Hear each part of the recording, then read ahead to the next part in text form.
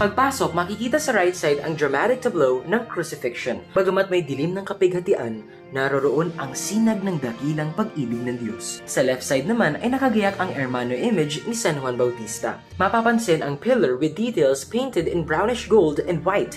Habang papalapit tayo sa retablo mayor, ay unti-unting sumisilip ang langit sa dome na ito kung saan makikita si Virgin Mary sa gitna, ang four evangelists, gayon rin si St. Lorenzo Ruiz, the first Filipino saint. Sa gilid ng dome ay ang paintings of the 12 apostles.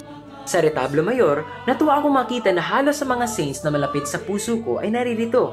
Sa gitna ay si San Juan Bautista at marami pang iba. I love this detail too of God the Father sa ituktok and the Holy Spirit sa glass window. Sa left side, along with this enormous painting of the baptism of Jesus, is the Festejada image of San Juan Bautista. Inilaan niya ang buong buhay niya upang mangaral, magbinyag at ihanda ang mga mamamayan sa pagdating ng tagapagligtas, ang pinsan niyang si Jesus Christ. Upon seeing this Festejada image, itinuturo niya ang kordero ng Diyos. Walang iba kundi si Jesus Christ. Nakita ni Juan si Jesus na lumalapit sa kanya.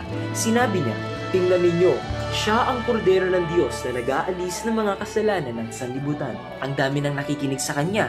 Napupukaw niya ang atensyon ng sambayanan, pero hindi siya nagpasilaw sa kasikatan. Ang lagit-lagi niyang ibinabahagi sa kanyang kapwa at ginagawang bida sa kanyang mga turo ay walang iba kundi ang Panginoong Hesukristo.